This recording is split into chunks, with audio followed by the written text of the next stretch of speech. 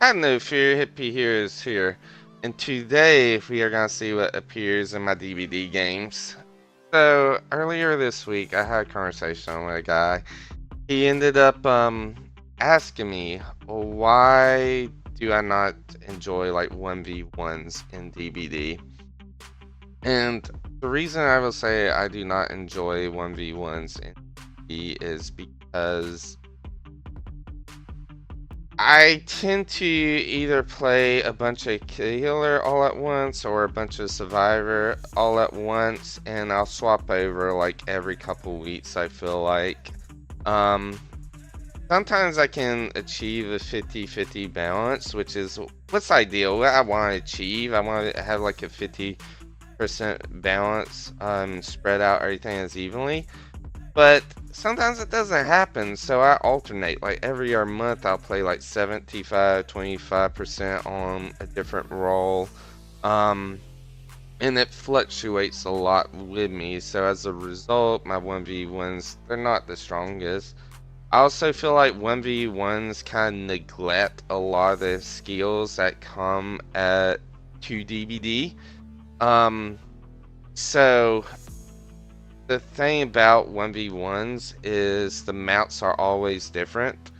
The RNG elements of 1v1s I just absolutely find atrocious. Even on mounts that are pretty consistent and do have standard loots and standard stuff, they can still vary from one match to another. The only way you can really have a 1v1 that is the same every time is if you end up having a rule where the killer cannot break a pallet, and that you can pit the pallets back up with, I think, any means necessary. It's a Young Gem perk where you can pit the pallets back up, and that's the only way I really have consistency. Um, which that's just a bad way to do it in my opinion.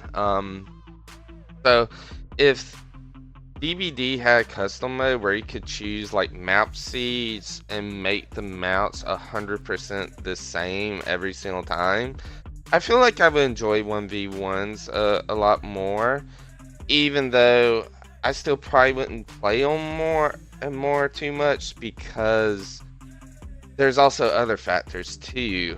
DBD is a team-based game, so you being able to quickly recognize who's the weakest link on the team, who has altruism you can exploit, who is a cocky survivor, or a cocky killer who's greeted with pallets or whatnot, along with learning how to create dead zones of pallets and isolate them into different dead zones, along with using all the perks in your arsenal to slow down the game as much as possible. I feel like those are great core aspects of being a DVD player that gets overlooked just because chases are fun, chases are cool. Um, Chases are the most important thing in DVD, which I don't feel like they are.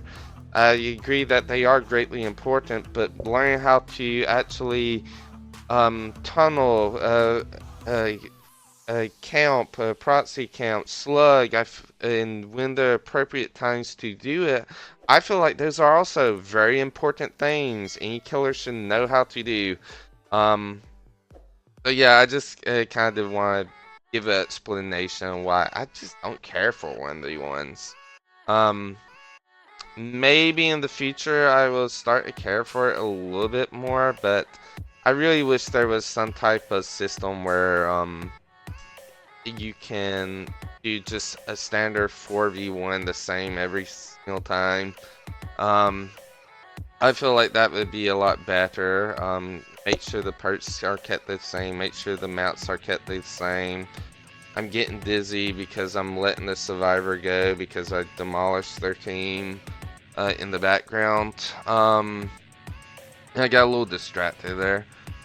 But yeah, I feel like those are kind of the what would make me like 1v1s a little bit more. I hope one day in future we get more customization with lobbies and whatnot. He was also talking about a ladder system, which I've heard of DVDstats.com and how you're able to keep track of your different stats.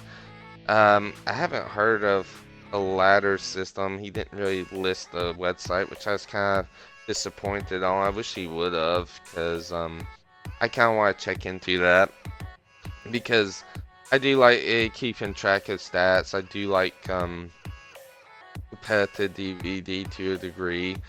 Um, but I kind of want to give my thoughts on that and explanation because I feel like people really don't understand my thought process on it. And I feel it'd be good to give a good explanation. But anyways, that's it for today. I'm happy y'all all watched my video. Y'all stuck out to the end, and I will see y'all around. Bye bye.